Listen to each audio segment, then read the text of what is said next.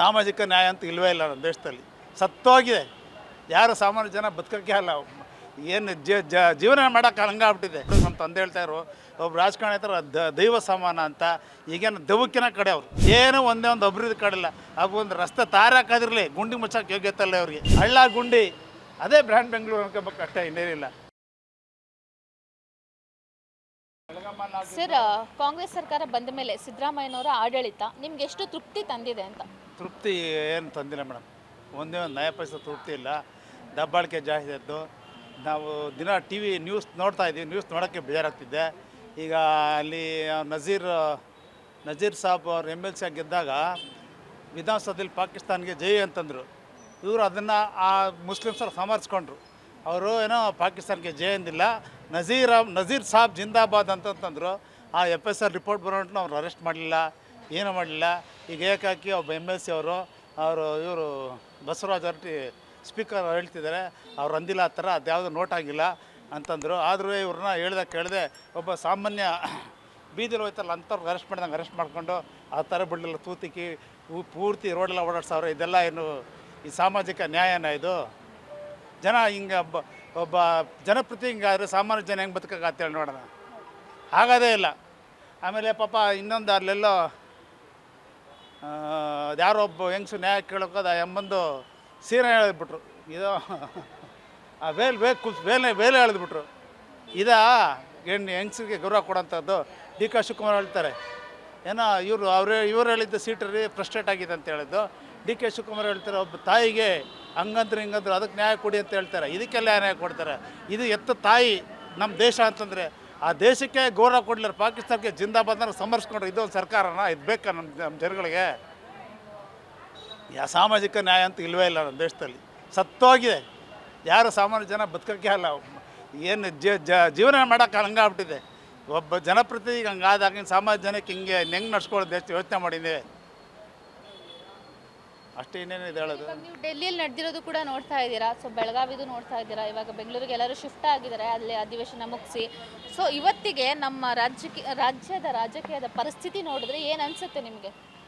ಏನು ರಾಜಕಾರಣ ಬೇಡ ಅನ್ಸುತ್ತೆ ಮೇಡಮ್. ಎಲ್ಲ ಇದು ಗೌರವ ತಂದುಬಿಡ್ಬೇಕು. ಇದೆಲ್ಲ ಇವರೆಲ್ಲ ಮಾಡ್ತಿರೋದು ನೋಡಿದ್ರೆ ಎಲ್ಲಿ ಜನ ಯಾರು ಇದೇ ಎಲ್ಲ ಬೆಲೆ ಜಾಸ್ತಿ.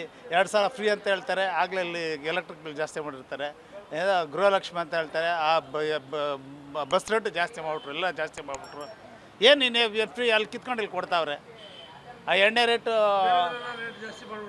ಎಲ್ಲ ಎಣ್ಣೆ ರೇಟ್ ಜಾಸ್ತಿ. ಎಲ್ಲ ದಿನನಿತ್ಯ ಜನ ಬಳಕೆ ಮಾಡುತ್ತಾ ವಸ್ತು ಎಲ್ಲ ಬೆಲೆ ಜಾಸ್ತಿ ಮಾಡಿಬಿಟ್ಟಿದ್ದಾರೆ. ಎಲ್ಲ ಕುಡಿಯೋ ಎಣ್ಣೆನೂ ಜಾಸ್ತಿ ಮಾಡಿದ್ದಾರೆ. ಡೆವಲಪ್ಮೆಂಟ್ಸ್ ಬಗ್ಗೆ ಮಾತಾಡೋದಾದ್ರೆ ಯಾವ ಥರ ಆಗಿದೆ ಡೆವಲಪ್ಮೆಂಟ್ಸ್ ನೀವು ನೋಡ್ತಿಲ್ಲ, ಒಂದು ರಸ್ತೆ ಸೇರಿಲ್ಲ, ಒಂದು ಗುಂಡಿ ಸೇರಿಲ್ಲ. ನಾನೇ ಬಿದ್ದನ್ನು ಕೈ ಮುರಿದೋಗ್ಬಿಟ್ಟಿದ್ದೆ, ನೀರು ಮಳೆ ಬಂದು ಬಿದ್ದಾಗ ಇಲ್ಲಿ ಮೂಳೆ ನನಗೆ ಇದಾಗ್ಬಿಟ್ಟಿದೆ. ಹಂಗೆ ಎಲ್ಲಿ ಏನು ಡೆವಲಪ್ಮೆಂಟ್ ಇಲ್ಲವೇ ಇಲ್ಲ. ಆ 2000 ಕಾಸು ಸುಮ್ಮನೆ ಕೊಡ್ತೀನಿ ಅಂತ ಹೇಳ್ತಾರೆ, ಅಷ್ಟೇ ಜನ ಬಂದಿಲ್ಲ ಅಂತ ಹೇಳ್ತಾರೆ. ಅಕ್ಕಿ ರೇಷನ್ ಕೊಡ್ತಾಯಿಲ್ಲ. ಇವರೇನೋ 10 kg ಅಕ್ಕಿ ಬೇಕಾ ನಿನ್ನ ಕಾಕಾ ಪಟೇಲ, ನಿಮಗೂ ಫ್ರೀ ಅವ್ರಿಗೂ ಫ್ರೀ ಅಂತಾರೆ. ಎಲ್ಲರೂ ಕೊಡ್ತಾರೆ ಫ್ರೀ, ಯಾರಿಗೂ ಫ್ರೀ ಕೊಡ್ತಾಯಿಲ್ಲ. ಅದೇ ಮೊದಲು ಹೇಳಿದವರು ಎಲ್ಲರಿಗೂ ಪ್ರತಿಯೊಬ್ಬರು ಎಲೆಕ್ಟ್ರಿಕ್ ಫ್ರೀ ಅಂತಾರೆ. ಎಲ್ರಿಗೂ ಕೊಡ್ತಾ ಇದ್ದಾರೆ. ಕೆಲವರೆಲ್ಲ ಹೇಳ್ತಾರೆ ನಮ್ಗೆ 2000, ನಾವಂತೂ ದುಡ್ತಾಡಲ್ಲ 2000 ಫ್ರೀ ಅಂತಾರೆ. 2000 ಫ್ರೀನಲ್ಲಿ ಯಾವ ಥರದಿರೇ ಇಲ್ಲ. 10 kg ನಿಂಗೆ ಬೇಕಾ ಬೇಡೋ ಅಂತಂದರು. 5 kg ಅಕ್ಕಿ ಕೊಡ್ತಾ ಇರೋದು. ಅದೇನೋ ಅಕ್ಕಿರೋ ಕೆಲವ್ರು ದುಡ್ಡು ಕೆಲವ್ರು ಹಾಕ್ತಾರೆ, ಕೆಲವ್ರು ಆಗ್ತಾಯಿಲ್ಲ. ಆಮೇಲೆ ಈಗಾಗಲೇ ಇವ್ರು ಕೆಲವು ದುಡ್ಡನ್ನು ಅಕ್ಕಿ ಕೊಡೋಕ್ಕಾಗಿದೆ. 22 ಲಕ್ಷ ಜನ ರೇಷನ್ ಕಾರ್ಡ್ನ BPL ಕಾರ್ಡ್ ಅಲ್ಲ ಓಡಲ್ಲ ಅಂತ ಕಿತ್ತಾಕ್ಬಿಟ್ಟಿದ್ದಾರೆ. ಏನು ಬಂತಿಲ್ಲ ಇವ್ರ ಹತ್ರ? ಏನು ಜನ ಹೆಂಗೆ ಬದುಕಾಕತ್ತೇಳಿ ನೋಡೋಣ. 22 ಲಕ್ಷ ಜನದ್ದು BPL ಕಾರ್ಡ್ ಕಿತ್ತಾಕವ್ರೆ. ನಾವು ಕಿತ್ತಾಕಿಲ್ಲ ಅಂತ ಹೇಳ್ತಾರೆ. ಅವ್ರಿಗೆ APL ಕಾರ್ಡ್ ಕಿತ್ತಾಕಿದಷ್ಟು ಬಿಟ್ಟರೆ ಕಿತ್ತಾಕಿರ್ತಾನೆ. ಅವ್ರಿಗೆಲ್ಲ ಫ್ರೀ ಬೆಲ್ಲ. ಈಗ ಹಳ್ಳಿಲಿ ಅಂತಾರೆ ಎಲ್ಲ ಬಡವರಿರೋದೆಲ್ಲ ಅವ್ರು ಮಾಡಿಸಿರ್ತಾರೆ. ಆ ಕೋಲಾರದೆಲ್ಲ ಜಾಸ್ತಿ ಮಾಡಿದಾರಂತೆ. ರೈತರದೆಲ್ಲ ರೈತರೆಲ್ಲ ಬಡತನೇ ಎಲ್ಲ. 22 ಲಕ್ಷ ಕಿತ್ತಾಕಿದಂತ ಇವರು ಹೇಳಿದ್ದಾರೆ. ಇನ್ನೆಲ್ಲಿ ಜನಗಳಿಗೆ ನ್ಯಾಯ ಎಲ್ಲಿ ಬಡವರು ಇರೋದ್ರಲ್ಲ, ಹಳ್ಳಿಲೆಲ್ಲ ಬಡವರೇ. ಈಗೇನು ಇವರು ಸಿದ್ದರಾಮಯ್ಯ ಬಂದಾಗ ಏನೋ ಬೆಂಬಲ ಬೆಲೆ ಕೊಡ್ತೀವಿ. ಯಾವ ಬೆಂಬಲ ಬೆಲೆನೇ ಇಲ್ಲ. ಇರೋದಕ್ಕೆ ರೈತರು ಬೆಳೆಗೆ ದುಡ್ಡಿಲ್ಲ ಕರೆಕ್ಟಾಗಿ. ನಾವು ರೈತರೇ, ನಮ್ಗೆ ಗೊತ್ತು ಕಷ್ಟ ಏನಂತ. ಏನು ಹೇಳ್ತೀರಿ ರಾಜಕೀಯದ ಬಗ್ಗೆ, ರಾಜಕೀಯ ವ್ಯಕ್ತಿಗಳ ಬಗ್ಗೆ? ರಾಜಕೀಯ ವ್ಯಕ್ತಿಗಳು ಏನು ಮೇಡಮ್, ಹಿಂದಿನ ಕಾಲದಲ್ಲಿ ನಮ್ಮ ನಿಚ್ಚು ಕೂಡ ನಮ್ಮ ತಂದೆ ಹೇಳ್ತಾಯಿದ್ರು, ಒಬ್ಬ ರಾಜಕಾರಣಿ ದೈವ ಸಮಾನ ಅಂತ. ಈಗೇನು ದೆವ್ವಕ್ಕಿನ ಕಡೆ ಅವರು ಜನ ಯಾರು ನಂಬಕ್ಕೆ ಅವಲ್ಲ ರಾಜಕಾರಣಿಗಳನ್ನ. ಬರೀ ಎಲೆಕ್ಷನ್ಗೆ ಹೆಂಗೆ ರಾಜಕೀಯ ಹಂಗೆ ಅಂತ ವ್ಯಾಪಾರ ಆಗ್ಬಿಟ್ಟಿದೆ. ಓಟ್ಗೆ 2 ಸಾವಿರ ಕೊಡು, ಮೊನ್ನೆ ಚನ್ನಪಟ್ಟ ಎಲೆಕ್ಷನ್ ನೋಡ್ರಿ 10 ಸಾವಿರ ಕೊಟ್ಟರು ಒಂದೊಂದು ಓಟ್ಗೆ. ಇದು ರಾಜಕಾರಣನ? ಇದೆಲ್ಲ ಬೇಕಾ? 10 ಸಾವಿರ ಕೊಟ್ಟು ಓಟ್ ಹಾಕ್ಸ್ಕೊಳ್ಳೋದು, ಆಮೇಲೆ ಅದು ವ್ಯಾಪಾರ ಮಾಡ್ಕೊಳ್ಳೋದು. ಏನೂ ಒಂದೇ ಒಂದು ಅಭಿವೃದ್ಧಿ ಕಾಡಿಲ್ಲ. ಅದು ಒಂದು ರಸ್ತೆ ತಾರೆ ಹಾಕೋದಿರಲಿ, ಗುಂಡಿ ಮುಚ್ಚೋಕೆ ಯೋಗ್ಯತೆ ಇಲ್ಲ ಅವ್ರಿಗೆ. ಎಲ್ಲಿ ನೋಡ್ರು ಬರೀ ಗುಂಡಿ ಗುಂಡಿ ಗುಂಡಿ ಗುಂಡಿ. ಎಲ್ಲಿ ಬರೀ ಎಲ್ಲೆಲ್ಲ ನೋಡ್ದಪ್ಪ ಇವರು MLAಗಳು ಓಡೋಂಥ ಜಾಗದಲ್ಲೇ ಕರೆಕ್ಟಲ್ಲಿ ಮೌಂಟ್ ಕಾರ್ಮಲ್ ಸರ್ಕಲ್ ಖಾಲಿದ್ದು. ಮೊನ್ನೆ ತಾರಾಕಿದ್ದಾರೆ, ಇಷ್ಟು ಸಾಲ ಗುಂಡಿ ಬಿದ್ದು ಕೂಟ ವಿಧಾನಸೌಧ ಎಲ್ಲ ಪಕ್ಕದ ರೋಡೇ, ಅಲ್ಲೇ ಓಡಾಡೋಕ್ಕಲ್ಲ.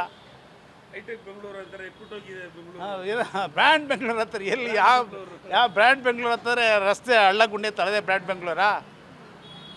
DK ಶಿವಕುಮಾರ್ ಕೇಳ್ಬೇಕು ನಾವು ಇದನ್ನೆಲ್ಲ. ನಾವು ಬೆಂಗಳೂರು ಬ್ರ್ಯಾಂಡ್ ಬೆಂಗಳೂರು ಕಾನ್ಪುರ್ ಗಂಟೆ ಬೆಂಗಳೂರು ಮಾಡ್ತಾರೆ.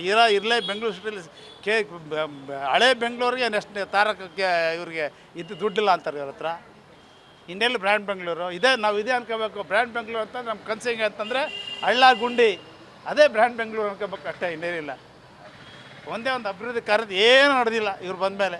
ರಸ್ತೆ ನಮ್ಮ ಜನ ಏನು ಕೇಳೋದು, ಓಡಾಡೋಕ್ಕೆ ಒಳ್ಳೆ ರಸ್ತೆ ಬೇಕಂತ ಹೇಳ್ತಾರೆ. ಆ ರಸ್ತೆನೇ ಇಲ್ಲ. ಪೊಲೀಸರ ಮತ್ತು ಹಿಡಿತಾ ಇರ್ತಾರೆ ಸುಮ್ಮನೆ. ಆದರೆ ಇವ್ರು ನಮಗೇನೋ ಅದೇನೋ ಸಿಗ್ನಲ್ ಜಂಪ್ ಆದರೆ ಫೈನ್ ಅಂತೆ, ಏನು 500,000 ಮಾಡಿಬಿಟ್ರೆ, ಎಲ್ಲ ಜಾಸ್ತಿ ಮಾಡಿಬಿಟ್ರೆ ಎಲ್ಲನೂ. ಈಗ ಎಲ್ಲ ಕರೆಕ್ಟಾಗಿ ಕೊಟ್ಟರೆ ಏನು ಬೇಕಾದ್ರೆ ಮಾಡಲಿ ಬಿಡ, ಫೈನರ್ ತೊಗೊಂಡು ಏನು ಆಡ್ತಾಡಲಿ, ಏನು ಇಲ್ವೇ ಅಲ್ವಲ್ಲ. Beet plus Karnataka.